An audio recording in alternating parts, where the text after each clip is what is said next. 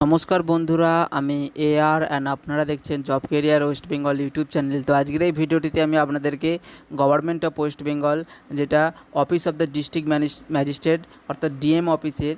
Medinipur district থেকে যে recruitment notice publish হয়েছে সেই সম্বন্ধে আপনাদেরকে জানাবো। তো তার আগে যারা এখনও পর্যন্ত job career West Bengal YouTube চ্যানেলটিকে সাবস্ক্রাইব করে রাখেন, তারা যেন অবশ্যই চ্যানেলটিকে সাবস্ক্রাইব করে রাখে, যাতে এই ধরনের চাকরির বিজ্ঞপ্তি আপনার পরবর্তী সময়ে পান এবং সবথেকে প্রথম অ্যাপ্লাই করতে পারেন এই সমস্ত চাকরির পোস্টগুলির ওপর। তো